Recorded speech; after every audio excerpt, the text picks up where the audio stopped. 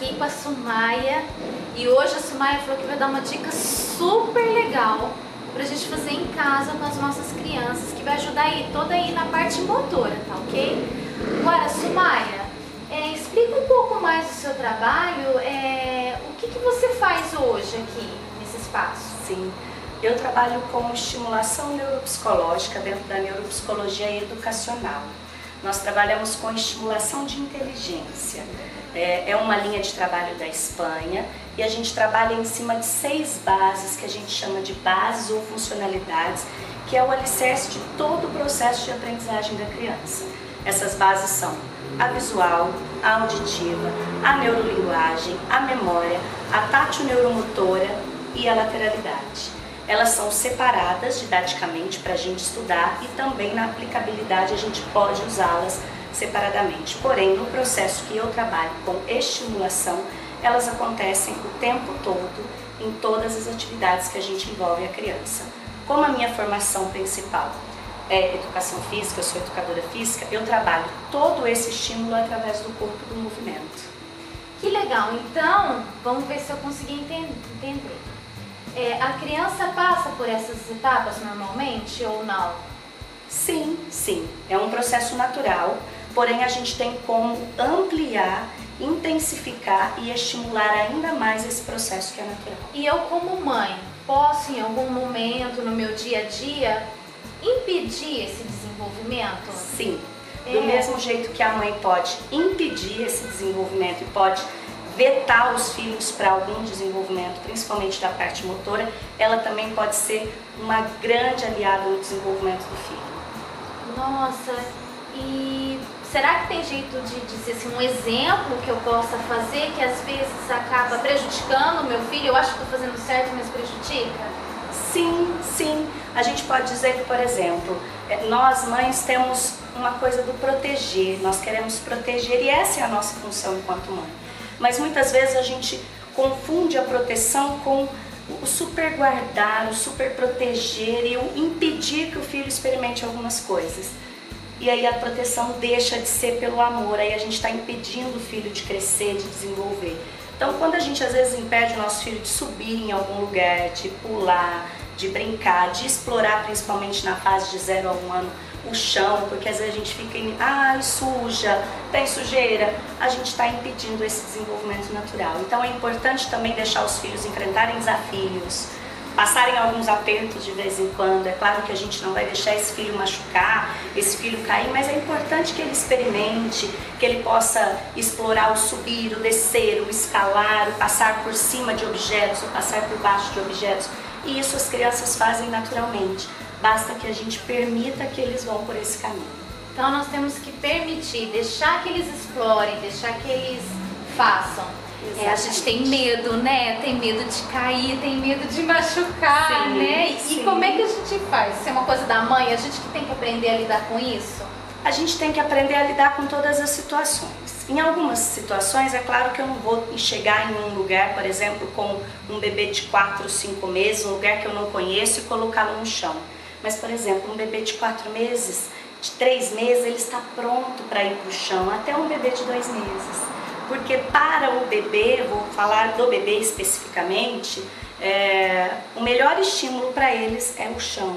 É claro que eu não vou pôr num cimento, eu não vou pôr num piso frio, mas eu posso pôr um tatame, eu posso pôr um acolchoado, eu posso pôr um tatame com um edredom. Depois, quando ele estiver maiorzinho, eu posso tirar esse edredom, né? Eu posso deixar que ele experimente. É claro que eu não vou fazer isso em qualquer lugar, mas em casa eu posso ter um cantinho que dê para fazer. Eu posso ter um material como um tapete de EVA que eu possa carregar no carro para uma viagem, para que nessa viagem eu também possa colocar um pouquinho o bebê no chão. Isso é uma dica super importante para as mães de bebês. Gente, olha que legal, hein? Um tatame, um edredom, aí você vai tirando. Quer dizer, com 3 meses ele tá pronto, né? Então a gente precisa respirar fundo e deixar que ele vai explorando o chão. Legal, Sumaia. Mas você me prometeu que ia dar uma outra dica super legal, né? Eu não sei aí o que você preparou, mas eu tenho certeza que tá todo mundo ansioso. Então, por favor, diga uma dica super legal que você vai dar agora pra gente fazer em casa. Sim, de verdade, que tem pra aplicar. Eu sei que eu tô falando com mães de crianças de todas as idades. Com gestantes a mães de adolescentes, eu acredito que a gente esteja falando, ou com aqueles que já são avós, que já passaram pelos filhos. Eu poderia ficar aqui horas e horas dando dica para vocês, mas eu vou direcionar algumas dicas para algumas idades. Eu já dei uma, o bebê, ele precisa ir para o chão.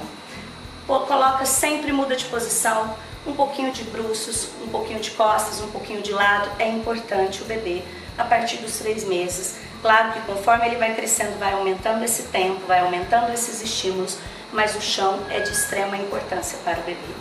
Agora vamos falar um pouquinho da criança de idade de educação infantil, que hoje no Brasil a gente aborda uma faixa mais ou menos de 2 anos a 6 anos, né? 6 anos eles já estão no ensino fundamental, mas é o que a gente chama de primeira infância, 0 a 6 anos. Eu vou direcionar uma dica muito tranquila para crianças de 2 a 6 anos. A criança de 2 a 6 anos, ela é a idade do movimento. A descoberta dela do mundo é feita através desse corpo. É desse corpo que ela se apropria de tudo que ela tem ao redor dela, que ela explora, que ela conhece e que ela aprende o que é quente, o que é frio, o que é áspero, o que é liso, grande, pequeno, em cima, embaixo, é explorando. Nós estamos em época de férias e eu sei que tem um monte de criança em casa. O que dá pra gente brincar, que a gente brincou muito quando criança e essas crianças hoje talvez não conheçam? Amarelinha. É uma dica fantástica para trabalhar com as crianças. Sumaia, crianças de 2 anos vai conseguir pular amarelinha, um pé 2, um pé 2? Elas não conseguem, mas elas já estão na idade de começar a saltar. Então elas podem saltar de quadradinho para quadradinho. Conforme ela está maior, 3 anos, 2 anos e meio, ela pode saltar com o pezinho perto, longe, perto, longe. Crianças de 4, 5 e 6 anos já dão conta de pular amarelinha. E aí o mais legal, não comprem essa amarelinha, comprem uma caixa de giz e desenhe essa amarelinha.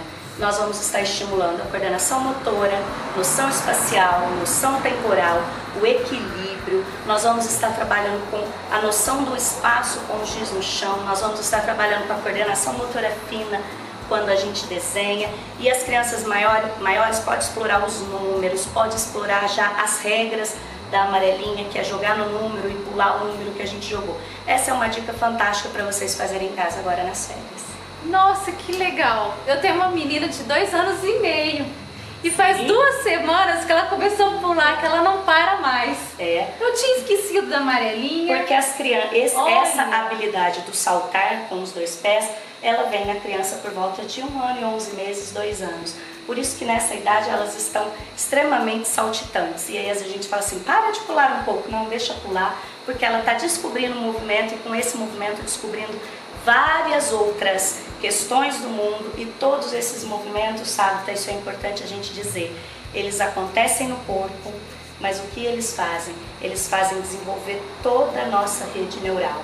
Ele está extremamente ligado. Então isso é extremamente importante que as crianças passem por todas as fases e brinquem bastante. Então eu posso dizer que essas coisas vão estimular todas as conexões no cérebro e isso vai facilitar aprendizado? Sim, na escola? sim. Essas são as bases. Quando eu disse para vocês que nós trabalhamos 6 bases, na amarelinha a gente trabalha o tempo todo com o visual, porque ela tem um espaço que ela tem que seguir para pular dentro, e aí a gente pode trabalhar conceito de dentro e fora.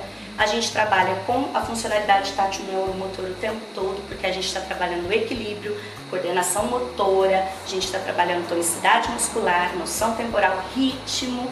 O tempo todo a gente trabalha com a memória, porque é uma brincadeira que a gente ensina e ela vai memorizando, aquilo vai ficar gravado. A gente trabalha o tempo todo com o auditivo, porque a amarelinha pode ter uma música. A gente pode pôr o filho para pular e não só pular, a gente pode pular. Enquanto ele pula, eu posso ir cantando os números 1, 2, 3, eu estou estimulando o tempo todo o auditivo. Então é aquilo que eu dizia, a gente estimula 6 bases juntas, que é a base, é o alicerce do processo de aprendizagem e qualquer aprendizagem para qualquer criança. Poxa, que legal, Sumaia. Gente, né? Não é legal?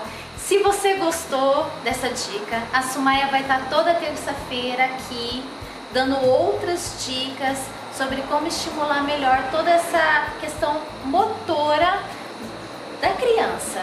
Então não deixe de nos acompanhar a semana inteira e se você gostou também você pode se inscrever no nosso canal do YouTube, que eu vou deixar o link embaixo, se inscrever nessa página para estar acompanhando todas essas dicas super legais do Top NeuroKids, tá bom? Gente, um beijo, fiquem com Deus e até o próximo vídeo. Até, tchau.